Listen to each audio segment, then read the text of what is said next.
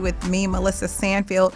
We're here today and we are excited. I have two awesome and amazing guests that are doing great things in the community, and they're going to share all of those things that they're doing. We want to know all about it. Today is a great day. We're going to talk about Black History Month as well at the end, and I hope that my guests will stay with me and we'll discuss some things about where we've been and where we are now and what we plan to do in the future as African Americans, sharing this great month that was given to us. So without further ado, I would like to welcome Pastor Michael Barrett. Thank you. Bless you. And his beautiful wife, Lakeisha. Hi, God bless you. Thanks for having me. Thank you. Thank you so much. I'm so glad that you all decided to come out and spend this time with me this evening and tell me about all the great things that you're doing. So give me a little bit of background. Let the people know what have you been doing and what's your background and how did you get to where you are today? God is so good.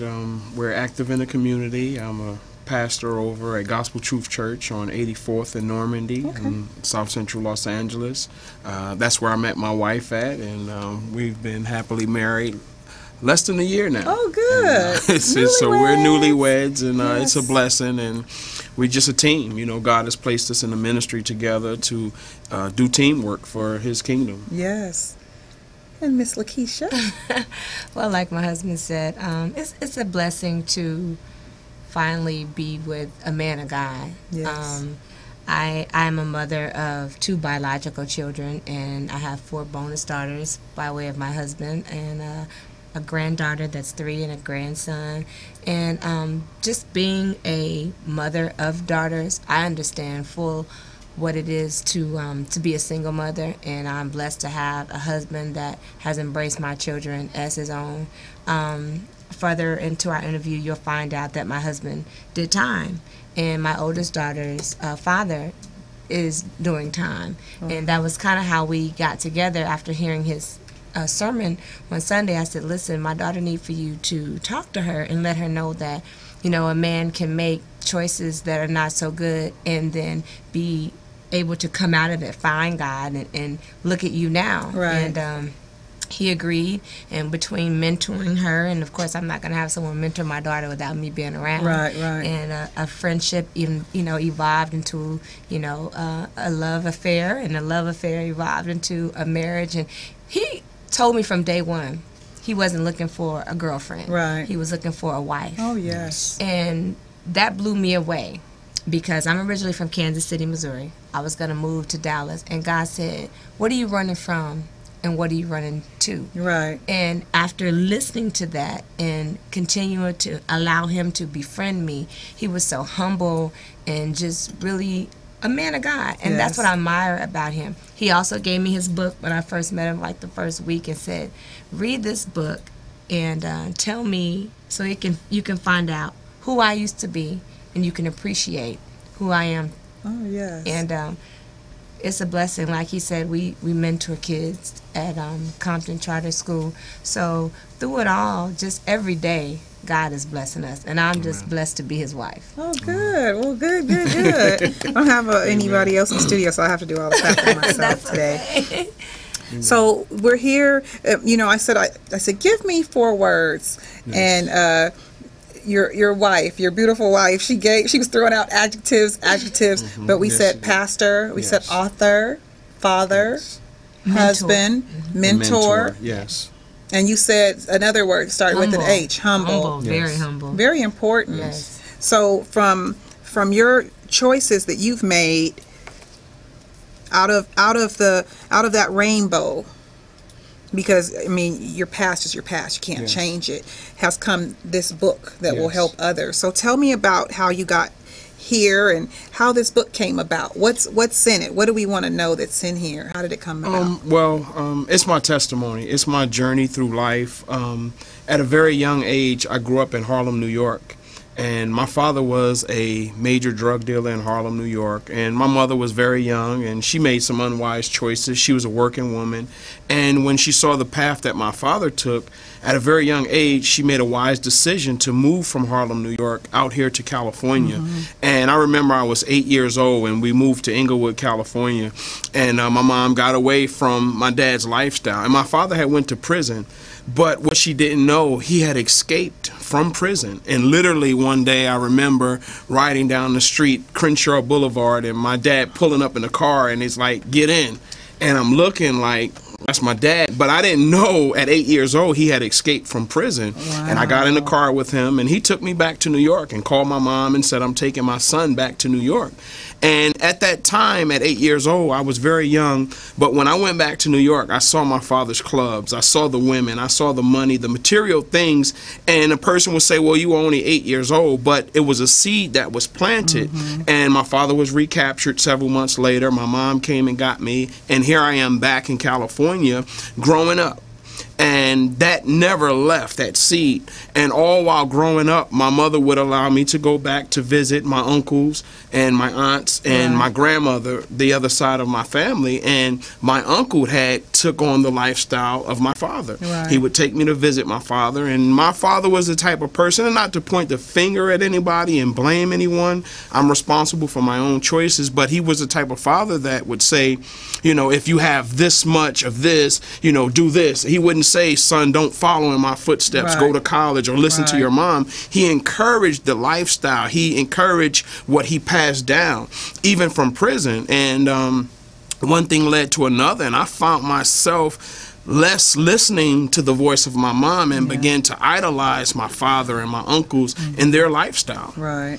You know, and for me, that was what I wanted. I wanted to take on that title as Mikey's son, you know, that the streets of Harlem would know, and even in Los Angeles. And I began to fall into that false lifestyle. And I saw myself walking in my dad's footsteps. And my mother being a woman of God, a church woman, and being so full of wisdom, would try to instill the positive in me and tell me. So I did graduate from high school, but I made an ultimate choice. After graduating from high school, I made the choice to not go to college and to go back and visit New York. And that visit turned into me embracing what appeared to be a blessing that my father had passed down. So what he passed down to my uncle appeared to be a blessing. What my uncle passed down to me appeared to be a blessing, only to find that it was a curse. Wow. So here I am now, attaching myself to a curse, and I'm living everything that I thought life was really about, mimicking in the footsteps of those who have gone before me. And because you tried, you did it very well, I assume. I thought I did. Yeah. I thought I did. It went, you know, when you paint that perfect picture and you say, okay, I got everything I want, now I'm going to exit this lifestyle. It don't work like that. Yeah, I've heard people say that, like, oh, when I get to not that I know anybody that way, Hey, man, come on. but I have heard people say, or even like, a lot of people are doing things with credit cards. If I just get $500 on this credit card, I'm going to stop. But then when you see it's going, and then they do it again, they do it again, they keep doing it. So, like you say, it's not easy just to say, I'm going to stop. Like, I have a food addiction. Pray for me, Pastor, and Pastor Keisha's, Pastor's wife. Every day I keep saying, okay, I'm going to stop. But I'm at Roscoe's like every day, and it's so impossible to stop. So I keep saying, if I just get this thigh today, I'm going to eat a thigh tomorrow. So I get that addictive nature, addictive personality. And when you're addicted and life feels like it's good, I get that. So I'm sorry, I cut you off. Go ahead and finish. You know, the sad part to that, when you talk about addiction, I can look at the drug addict and say, oh, look at their addiction, but there's no self-reflection on my addiction. I was addicted to the money. I was addicted to the lifestyle. But my addiction did not tell me that I was addicted, because it's designed to teach you that, hey, you're just a part of the what's happening crowd. Right now. Let me chime in on that. I was the woman that would have been with Mike. I grew up being what I call a trophy.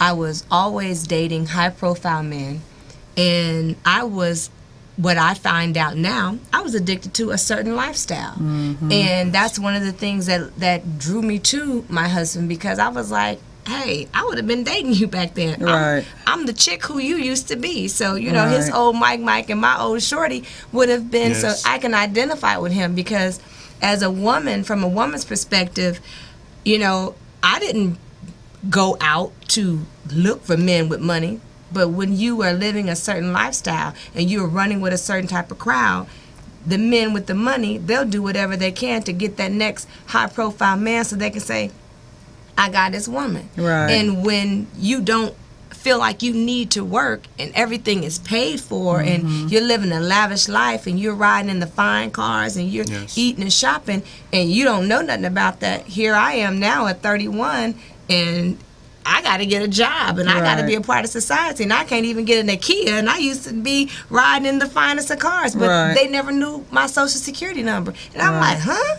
Okay. But there was a reality check. Yeah. So there are definitely two sides to every story because the men, they're out there working hard to fulfill their goal as this man, and the women are out here laying back feeling like, okay, everything is going to be everything, but you don't realize that you're addicted. Right. And people think that addictions, they look down on crackheads, coke addicts, but if you're addicted to anything that is not of God, that's a sin. If you're addicted to chocolate, if you addicted to money, Preach. if you addicted to men with money, if the God, You the addicted Bible to chicken says, thighs. the Bible says God bless a child that has its own, and that's what I want all the women to know, that you are more than a trophy. That's right. I know now that I'm more than a trophy because men work hard, people work hard for trophies.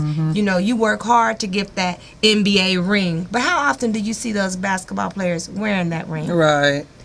Just like same with a man, they work hard to get that trophy, and you at home cooking and doing all the trophy things, but they out turning it up with somebody else. Yeah. And that's the life that's not fair to the man. That's not fair to the children that are made in those relationships, and it's definitely not fair to the women. Right. So I'm grateful that my husband passed did not identify, well, it groomed him for the man he is now. Yes. Because now he also has been hurt, and he realized from the choices that he made, and that's the Christ hears our inner cry, from the choices that he made. You know, oftentimes we feel like going to prison, that's just so bad. Sometimes it's not the worst thing that can happen to you because you didn't die. Right. You know, even though you died Right. and you were reborn again, that's the best thing about Christ. He kills off the old to be able to rebuild the new. Right. You know, and so today I'm grateful that he used to be Mike, because had he not been Mike, he wouldn't be the anointed cold pastor Mike, because Right. he can speak to the drug dealers, he can speak to the drug users, and God has been able to use his downfalls to be able to be someone else's cry. Right. And you know, that's a blessing, and And it the didn't thing come easy. I always say is, when you have this type of past, Yes. or any type of past, it makes you credible. Yes. I always say that. It makes you credible. Yes. You know, if you have someone that is 500 pounds and they go down to 200 Yes. pounds with working out and eating right, that makes them credible, Yes. rather than someone who just did it the fast way or went and did lipo or something like that. Yes. Your credibility comes with your experience. Yes. You know, in talking about that, even from a ministry standpoint, a lot of pastors don't want to be transparent. So what happens is a person will look at you and think, wow, I can never obtain to that type of level because of what I've done in the past. Right. But when you're transparent, when you tell them, hey, I can walk up to the gang member, I can walk up to the drug dealer, I can walk up to the prostitute and say, hey, I used to live that life. I used to sell drugs. I used to have people under me running drugs from here to there and doing all of these different things, not to glorify, but to show you, if God can take me in spite of where I used to be, in spite of what I used to do. Moses was a murderer. Paul persecuted the church, and God took these men. Rahab was a prostitute. God took these men and these women, and he changed their life. And when he changed their life, when people look now, they begin to say, if God can use you, surely he can use Yes. me. And that's hope. For me, it's hope. So if I Yes. have to be transparent to show you that there is hope, then I need to be transparent Right, as a right. man of God. Yes. I don't need to hide where I've been. I don't want to glorify it, but I do want you to know, in spite of, God is able. Amen. And on that note, we're going to take a little quick break, a pit bull break, and we're going to come back and we're going to ask Pastor, what's in this book? What came out of the ashes that were here that created a beautiful field of flowers? We'll be right Amen. back.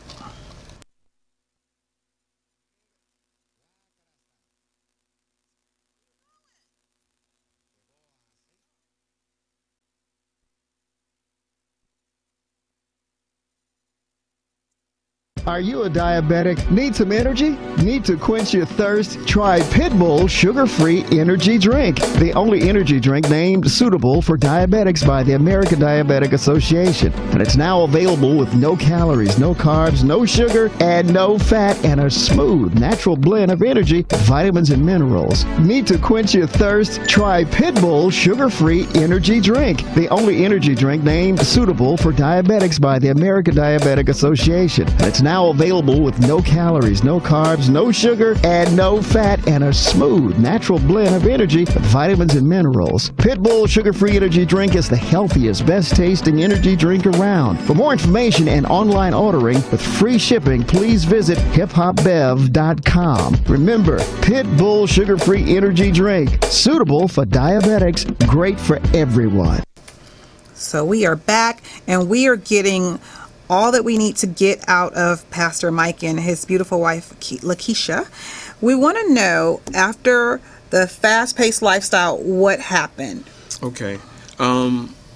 Again, following in my father's footsteps, my mother always told me, you throwing stones at the penitentiary wall. I didn't understand what she meant, but she really meant you're following in your father's footsteps. And it's just a matter of time before you end up where he is. Through her prayers, I believe that God covered me. I've seen a lot of people, same lifestyle, same path, they were killed. Some, never had that opportunity to turn it around. So in that sense, I'm blessed. So as I followed in my father's footsteps and I didn't take the advice of my mom, I found myself in the middle of a conspiracy. I exited the drug game in a sense. I had a restaurant, a recording studio, a big house. I had everything that I wanted, and that's okay. My wife and I, my ex-wife at the time, we went to Hawaii, and I was 23 years old. Wow. And at that time, I was actually 22 years old. And I told her, I said, when I get back, I'm done with that life. And here I was thinking I could just wipe my hands, and when I get back, I can get into legitimate things. But what happened, some people that I ran with, they were arrested by the federal government, and they began to implement my name in things and paint me as one of the big guys. And before I knew it, the feds came in. And at the age of 23, I was indicted along with 40 other individuals on a big continued criminal enterprise charge, which is a kingpin charge out of New York. And here I am now in federal prison facing an indictment that carries at least a 20-year mandatory minimum prison sentence. Because of my background, because of my father's footsteps, and just me as an individual, I decided to not take a deal. And a lot of my friends took deals, and they pointed the finger at me at my trial. I didn't take a deal. I stood up, and I thought, I'm keeping it real. And what that did was it put me against my co-defendants and the government, and the ones of us that went to trial, we were convicted. And in that conviction, I received 21 years and 10 months. That's 21 years and 10 months. That's 262 months. So after my first trial was a mistrial, the second trial was convicted. Here I am now. The trial is over. I'm in federal prison. By the time I turned 25, I found myself in a medium-high prison, barbed wire fences, everything, and I'm asking myself, how did I get here? But instead of embracing God, instead of embracing the voice of my mom, I still lived that street image. Even from prison, I was able to make phone calls. I was able to orchestrate things and make things happen, and God had a purpose for me all along. So he really had to allow me to continue to try to still do things my way. And then what happened was, when I went to prison, my ex-wife at the time was 19 years old. And she stuck it out with me for about 7 years. And one day, I'll never forget, she came on a visit and said, look, I can't do this no more. And after she said that, I began to lose all of my appeals. And I appealed every process. And I began to see things just spiral down. And it was down and down. And I began to see people leave, and people that said I would always be there for you, family and friends. Where was mom at this time? My mom never left my side. But she moved back from New York because we had the restaurant, and she always wanted that. She moved back to California. And so here I was in the prison, family still in New York, and I found myself at a point where this will be your life for the next 20 years. Wow. What are you going to do?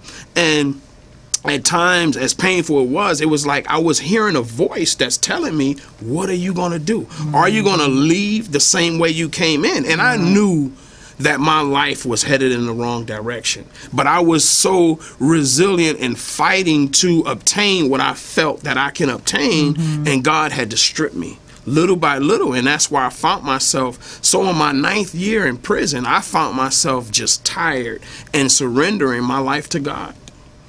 And it happened, and I always tell people, it's not like I went to prison and said, okay, Jesus, please save me, get me out of here. Right. No, I still was trying to be that person, even from prison. Right. You know, the women coming to visit me, and just the games, the foolishness. And in that 9th year, God said, this is where I'm going to break you down, and I'm going to build you back up. So I had to go through a transformation process, and I had no idea that God could take somebody like me and change my life or use me. You know, so now the voice of my mother began to sound in my mind like, wow, this is what she's been talking about all of these years. But maybe you had to go through what you went through to get to where you are now. Yes, and a lot of people don't realize that.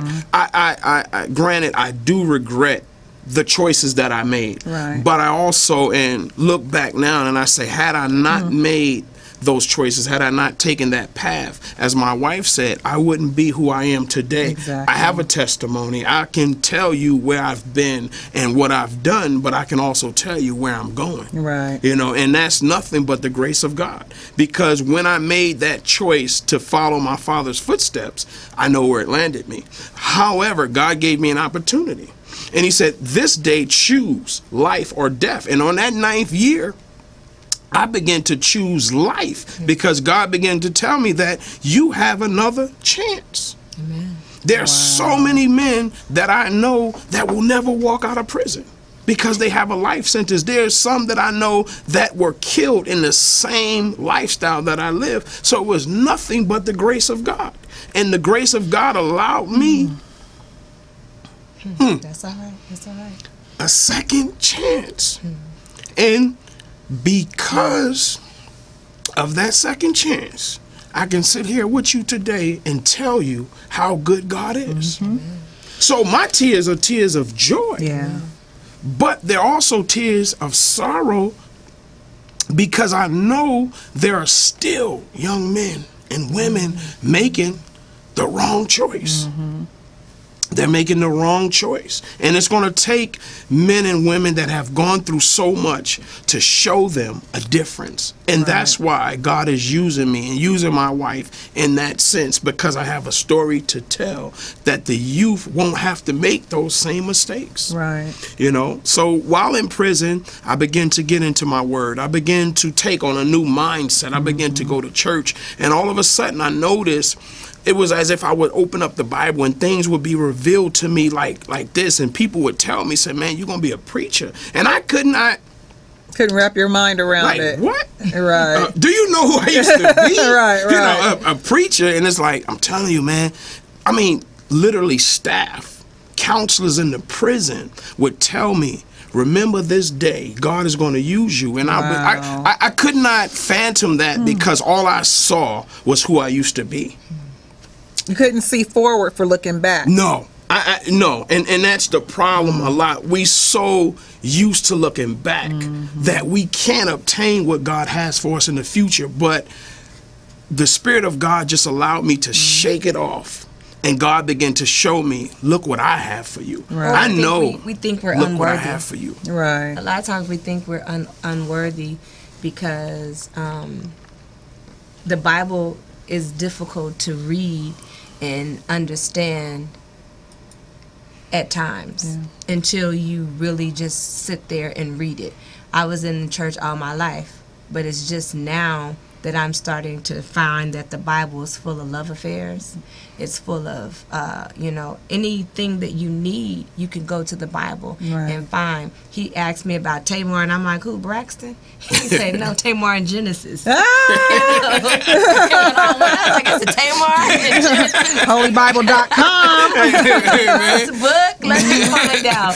And so You know, it's Amen. it's just amazing how the Bible, you know, becomes a book. It of becomes a anointings. roadmap. Yeah, you know, and And it was full of feeds you and it instructions. nourishes There's you. so much Yes. good food in Yes. there. But you know, it do take, you know, praying to be able to have a praying mother and a praying Yes. system, you know, is a blessing. It's priceless. And not to have someone give up on you like we sometimes give up on ourselves. I say yes. when, you know, I wasn't fit to live and not ready to die, God still found a way to show us that, you know, we mattered, you know, and I'm just blessed for that. You know, my husband told me, he said, this book is not finished yet. Wow. Because when I read the book, This is when I met her. when I read the book, it was in there that he had a dream that he met a wife and he got married and had kids. Wow. And so after I read the book, I'm looking at him like, hey, Joker, who is this woman? Who the wife? Right, And right. he said, I haven't met her yet. He said, the book is Wow. not done. He said, the last chapter is writing itself. And Wow. lo and behold, the last chapter wrote itself. And, you know, and it talks about how he met me and my daughters at the church. And, you know, it's just amazing. When I read it now, I'm just like, wow, my goddaughter, Well, mind you, when she read it, it was on prison paper. yes. So I typed it in Typewriter prison. paper. So she didn't read the actual what you see He typed with now. one finger. You know, it was like, you know, that 18 years I like of this interview.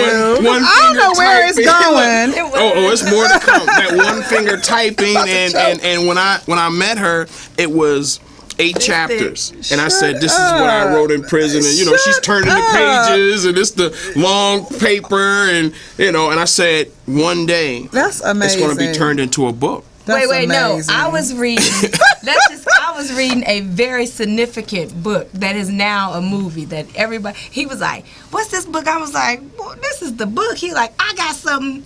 I'm like, "You want me to put this book down to read this typewriter paper?" He's like, "Yeah, you know, I wrote it." So I was like, "Okay," but and then so I had the pages, you know, flipped over like this, and I tell the kids, "Don't mess up the pages." You know, I ain't no book. You So it was like this? Yes, it was paper. With the white Yes. typewriter. So that was some With a- early. with a That was some. paper clip. That was big some paper clip. That on was some top. early love and understanding. Yes. But Yes. for me, it was key because I knew, and I began to pray, I knew that she was the wife that God had shown me. And I knew it was key for us to understand Each other. And what she didn't mention was less than a year before I came home from prison, a prophet came to our church and prophesied over her life and told her, there's a man in prison. He's been there for a long time. But God told me to tell you when he comes out, That he God is needed to going be there. he needed to be there. And when he comes out, God's going to turn it around. I was in prison during that time. And he spoke that over her life. Fast forward, I came to the church from another church. I began to be a guest speaker preaching there. And we met, and one thing led to another of us beginning to court and everything. We're in a Bible study one night.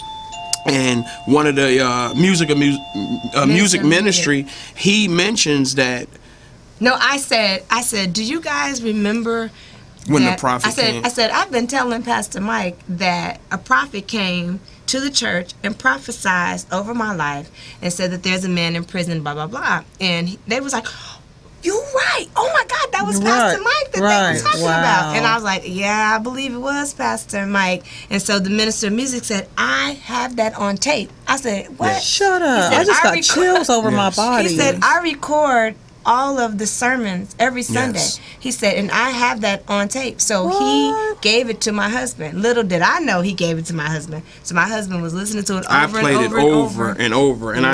and it was as if God was saying, "What more do you need?" Wow. And when I would tell him that, he'd be like, and then he told me, I thought you was just, adding extra on. No, because I had never had someone prophesize to me like that. And so when he did, I ran out the church. I was like, get that man off of me. Like, how you know me like that? Because he had also spoke about my daughter being sick. Wow. He was like, the devil didn't want your daughter to make it. My daughter at 4 years old had a brain tumor. She's a brain tumor survivor. So the things that he was just saying was just enormous. And he was just like, you guys are going to be okay. He's going to take care of you and your daughters, blah, blah, blah. And so reading his book, in his book, the Holy Spirit showed him a wife. In California. Yes. And he spoke about that. And so it was just meant to be. The anointings was everywhere. Once I got the confirmation from God, what I did was we had a service one day at the church, and I was preaching, and I preached about Adam and Eve and the beginning, how God took the man and the woman and put them together, and he took the rib from the man and made the woman. And I asked her to come up and do an illustration. And in the midst of that, I proposed to her at the church. In the midst of that, I proposed to her in the church. What? Yes, and That is wonderful. in front of the whole church. Oh and, my! she I'm about accepted. to cry. I've been wanting to cry the whole show. That's so beautiful. I mean, it was for me. Once I got the confirmation, I knew that this was it. And the thing about her and we both had a past.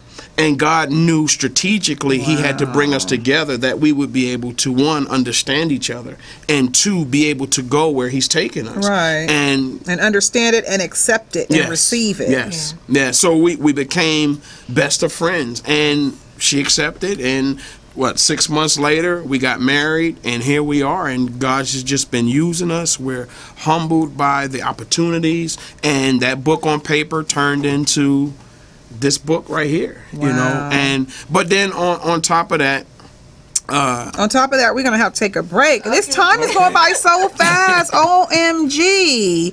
We're going to come back. We want to hear about the good work that they're doing in the community, and we want to make sure we get that last thought that I cut him off with. So we'll be right back. Are you a diabetic? Need some energy? Need to quench your thirst? Try Pitbull Sugar-Free Energy Drink, the only energy drink named suitable for diabetics by the American Diabetic Association. And it's now available with no calories, no carbs, no sugar, and no fat, and a smooth, natural blend of energy, vitamins, and minerals. Need to quench your thirst? Try Pitbull Sugar-Free Energy Drink, the only energy drink named suitable for diabetics by the American Diabetic Association. And it's now available with no calories, no carbs, no sugar, and no fat, and a smooth, natural blend of energy, vitamins, and minerals. Pitbull Sugar-Free Energy Drink is the healthiest, best-tasting energy drink around. For more information and online ordering with free shipping, please visit hiphopbev.com. Remember, Pitbull Sugar-Free Energy Drink, suitable for diabetics, great for everyone. We are having a great time. I said, let's fill up this hour, and it is being done so easily and so effortlessly because I have a beautiful couple here that have found love through Christ and through past experiences. And it's such a wonderful thing to meet such great people. I love this job. I'm so thankful, and I'm so grateful that I'm able to meet great people. So I want to allow you to finish that thought. Let's go back to the prison. So here I am inside of the prison, doing the Bible studies, and began to start teaching the Bible. As the Spirit teaches me, I begin to teach others, and I begin to preach to inmates and staff alike. And I got relocated out here to finish the last 5 years of my prison sentence because my mom moved out here, and I found myself in Lompoc, California, at the camp in Lompoc. Then the warden of the institution in MDCLA, she was looking for 5 inmates to come there to work with outside custody. So here I am, 3 hours away, my family coming to visit, and I'm saying, okay, this is a great opportunity to finish the last 2.5 years in downtown LA in the MDC building, Metropolitan Detention Center. And so I go. And I'm there in 5 North, the unit, and I'm preaching and teaching, and I became the warden's orderly. It's like Joseph, favor of God. Wow. I became the warden's orderly, and in that time frame, the warden allowed me to come out of the prison to preach at a church and go back into the prison. The first time they allowed me Who does that? Exactly, that part right there. I talk about it in the book, and I came out and I preached at a church, and for 4 hours, this is the first time I've been out of prison in 16 years. I had 2 years left on my prison sentence, and I preached for 4 hours and came out, went back into the prison, and God began to show me He had an escort. Yes, escorted Oh, trip. I was. Oh yeah, yeah, yeah. Oh, you forgot to say. I'm like, that is amazing. Okay, it's still amazing though. It's still amazing, but they allow. But thank you, Keisha, for that. No, because I was just escorted trip. picturing it. Would I Yeah. come back? I don't think so. And literally, I have footage of me preaching with my prison clothes on, preaching at the church. I had back then we had I believe it was a beige uniform, and I preached in my prison clothes. I have pictures in the book about it. And then I went back to the prison, and that time that I went back to the prison, God began to really show me something. I had another year to do, and God began to show me that He don't need me. He can use me, but He don't need me. And it really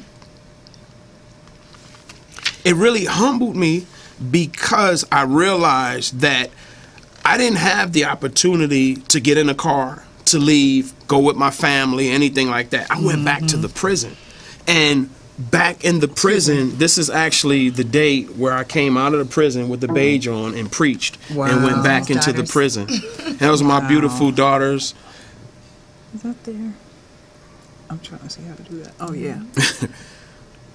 Okay, go ahead. You know, and it was truly a blessing. And in the midst of that opportunity, I began to see how God was going to use me when I got out.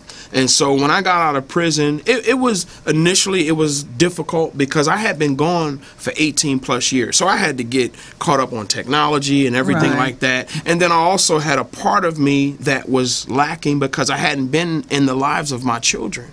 And that part, it hurt for many years. And even today, because I've embraced my wife and we're married now, and my wife has children who I embrace as my very own children, and you know, we're here together, this is our home, and we're able to, you know, go to the family outings, we're able to go to the school events and different things.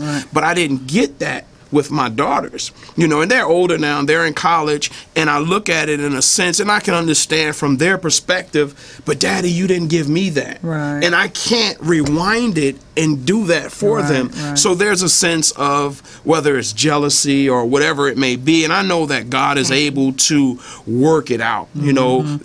There's a sense of anger, you know, because I was absent, and I can never replace that, you know. And so a lot of times you'll get some backlash, but I also understand and have enough faith to believe that God is able to reconcile it. God is able to bring it together. My oldest daughter just had a little boy, and we're excited about going down and visiting her. My kids live back east, you know, and I'm just so thankful. I have a daughter up north in college. She's come down, and we for the first time had Daddy-Daughter Day at Universal Studios. So it's a blessing, but you have to find a way to just allow God to bring it all together. And it's going to come, but it takes time. You know, my wife has been a great support system. When I met my wife, literally, I was on the bus. I was going to the halfway house with nothing. I so be behind the bus. Get off the bus. You know, she would call and be like, "Where you at?" I was like, "Well, I'm coming from Wilshire and Western." And she'd be like, "Well, I'm there. Get off the bus, and you know, and we'll ride to church together." Yeah, Wilshire. Get off the bus at Wilshire. It was awesome. It was awesome because I know she loves me for me. It's not based on anything of material value. And for me, I had to say that. God had to show me that, because I've been in a place where I've had an abundance, and I've watched people just be there for the abundance, for the stuff. And then when the stuff is gone, they disappear. So here it is. God took someone who lived a lavish life in her past, who been with top-notch people, the millionaires and different things like that, humbled both of us to say, no, I'm going to allow you two to come together and start from scratch. That way you'll appreciate the blessings. So here we are today. Yeah, but I fell in love with him. There was times when I was sick, and there was a time I was so sick, he dropped me off. He said, "Let me take you to the hospital." He dropped me off at the hospital. He took my kids and took them to my sister's house. He went back to my house and did my laundry. He folded it up. When I came home, I mean, what man does that? You know, he will not let me open the door. You know, my children, they were like, "Mommy, can Mr. Mike come over for dinner? You know, he needs a home cooked meal. You know." And my 11-year-old would be like, "You better not run his mouth." You know? So my 3-year-old is like, don't eat, Mr. Mike, don't eat. You know, and I'm watching my kids, and I'm like, you know, this is amazing. So I would have conversations with them about, you know, how they feel, because going through a divorce. When I moved here 3 years ago, I was going through a divorce, and I didn't want them to be around another man. I was like, you know, I can't do this. And so then I was like, but I was designed to be a wife. So I packed up my house, and I was ready to move back to Dallas. Well, to Dallas, because I said, California costs too much. I'm not going to find no husband here. So I'm leaving. So when I met him, also, my house was packed up. And he kept saying, you know, you leaving? And I was like, yeah. And he said, well, you know, I might as well not ride with you no more, because I'm kind of getting close to you. And I'm like, you can still ride, you know, let's just court from Dallas. He said, no, God is going to give me a wife, and I can't do this. So I was like, Lord, you know, what am I supposed to do? And finally, that's when God told me, you know, don't run. And so I unpacked my house and decided to stay. But, you know, he was just so humble. We would go to the movies, you know, and I'd be close to him. He's sitting there just like, but this is a man done did 18 years. So I'm like, do my breath stink? He's really for real about this, you know. And I was a little naughty. I was trying to, you know, he was not having it. He was like, listen, I mean, for until me, I know. Yeah, for me that was big, because I was like, okay, I'm gonna get this I one. already made those mistakes in my past. You know, my daughters are by different women. You know, so I knew when I get out of this, the next woman that I'm with, she's going to be my wife. And I stuck to that. And as hard as it was, I stuck to it. Amen. You know, so I love my wife, and I'm thankful to God. So my story is literally from the streets to the feds to the pulpit. You know, to the altar. Choices.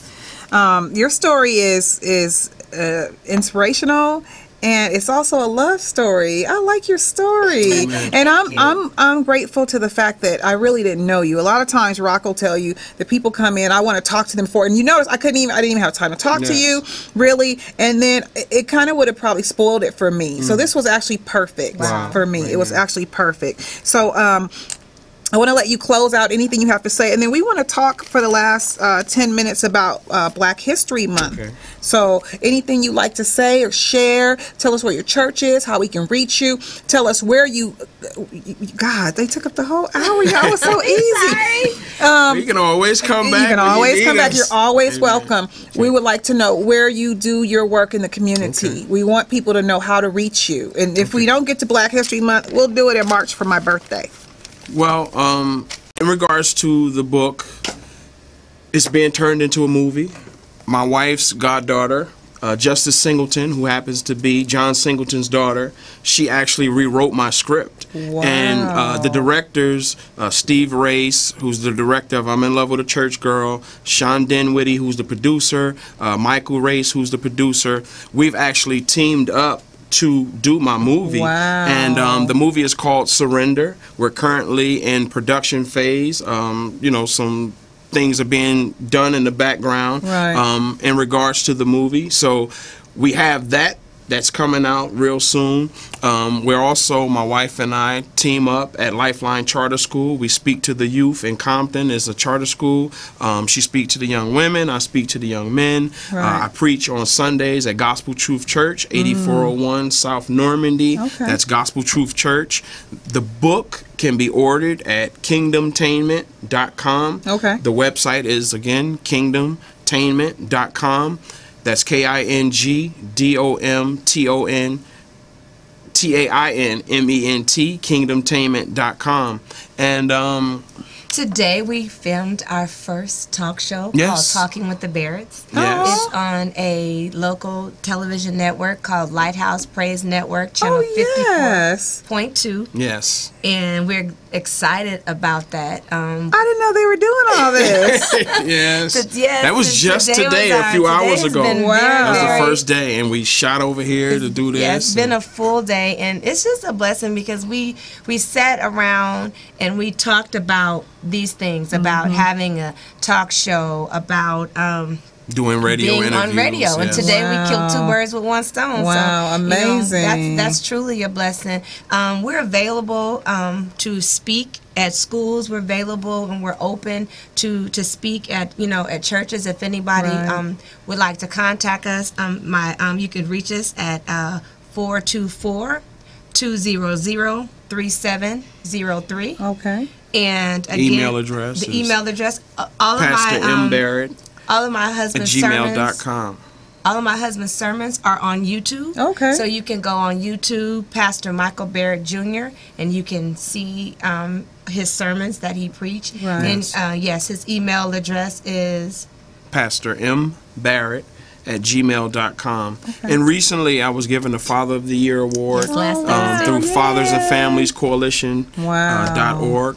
That was a blessing. That's also on YouTube. And, God is just awesome. Like my wife said, we are available. We don't look at a small thing and say, nah, I'm not going because it's not a big arena. Or something. Right. If it can bless one person, Right. if us coming to this radio station can bless one person. Here she it's is. not in- I Amen. got Amen. Then we blessed. know you were blessed and it was Yeah. not in vain. And that's really what it's about. A lot of times people look for big venues and big events. And if it's not about that, if it's not about all the money, then they don't want to go. And that's just not us. Right. If God got gas in the tank, we're there. And, Right. and that's humility, Right. because we know what God is about to do. But we want to remain humble servants, knowing like, Lord, this ain't about us. This is Right. about you. We've had our turn. It's the bigger This picture is right about now. you. This is Yeah. about someone somewhere being touched by what we are able to say. And you may not even know who that person That's is. right. That's You may right. never That's know who it is. That's right. They just may be touched and Yes. and you may hear about it years down the line. That day Amen. you spoke. And regarding Black History Month, our mother of our church, her Yes. name is Oral Mobley Sweetie, Mm-hmm. yes. She is phenomenal. She is a activist. Mm-hmm. She was the first African American woman to sit on the Podium with podium with Farrakhan, yeah. Farrakhan. Wow. She is responsible for naming Malcolm X in Boulevard and Clayton Powell in Harlem. Right. And she also I've been on those The streets. Harriet Tubman School, she in changed in Wow. Harlem. She's responsible for that. She's received numerous awards, and we Yes. honor her every year at our church. She is our first lady, my aunt Candina Mobley Phillips. She's her mother. Yes. Wow. And actually, her son has a street named after him. Ezekiel Mobley, out here in off Los of Angeles. 43rd. Wow. And so, Black History, she has pictures with Rosa Parks. Wow. Charles I Rangel, did some work everybody. with her as her personal assistant, and I was just at awe at the accolades. She has personal letters from former President Bill Clinton, Wow. just Yes. congratulating her on housing authority in Harlem. And you're talking about a living activist. A legend. And there have been documents done Documentaries, on her, amen, yeah. and so for Black History Month, it's just an honor to know a woman of her stature Right. and to know that she's welcome, open to do interviews. That's right. She's like Give her my 80. number. Yeah, she's 80 She's in years her old. late 80s. Yeah. Give her very my spunky. number. Yes. And so it's a blessing. And please tell her she's welcome to come. Okay, Yes, we anytime. will. Yes, we will. yes, yes. We will. So we just want to say that this year we are celebrating 89 years of Black History. It started out with Black History Week, Yes. and now it's Black History Month, and that started in about 1976. President Gerald Ford at the time wanted to give us honor. They wanted to honor us for too often neglected accomplishments of Black Americans in every effort and endeavor throughout American history. And that's big. So we have our month, and we need to know our history. We need to embrace it. We need to pass on the stories of our forefathers and the things that they fought so hard for us, so we can have our freedom, so we can have a radio show. Maybe 50 or 60 years, someone may not have been able to have this opportunity, but African American man owns this station. Yes. So that in itself is a blessing, and it shows that we've come so far. So another thing that I wanted to mention is I was wondering when the census came around, I was like, they're not going to count us. I know they're not going to count us, but somebody counted us. They said that there are, in 2013, there were 2.2 million black military vets. So I want to get the wounded war vets to come here, and I want to speak to them. I want to really tap into the veterans because they need us out on the streets. They're homeless, a lot of people, and they're not getting their medical benefits and things like that. So we want to tap into that. And they noted that 83.7% of African Americans had their high school diplomas or higher. So we are finishing school. We are, moving on. Downside to that was that our median income was $34,598, whereas for the rest of the nation, the median income is $51,939. So we're about 16, 17, maybe 18,000 below the national average for a household, in America. And there were just some other things, a lot of interesting facts. You want to Google Black History Month and see who started it. And I found out that it was extended past that week to a month to incorporate Frederick Douglass's and Abraham Lincoln's birthdays. And I didn't know that until today. I believe that might be it. Another note is the UK and Canada celebrate Black History Month. Yay, or what do they say in Canada? That's pretty good. So we want to make sure we let you know that Black History Month is an important month and that we should embrace our past and look to the future. Amen. And we want to say thank you to our beautiful guests for coming. Thank you for inviting us. Thank you so you. much. God Always Thank you so much. welcome to come back. It was Such just a warm welcome from you, your engineer. So we're thankful. breath of fresh air. And I told them about RMC on Sundays, y'all. We get The barracks are coming. We get the church up in here. We get church going That's up in here right. on Sundays. And RMC is all about the gospel on Sundays. And I can't think of a better couple to come Wow. onto this show and grace this station Wow. with their presence. Wow. What would be better? I want to thank you again for coming. bless You're you. always God bless. welcome to Thank come. you so much. And we want to make sure that we pick up this book, kingdomtainment.com. Pick it up, read it. It's a great read. I'm going to read it. I have my own personally signed copy.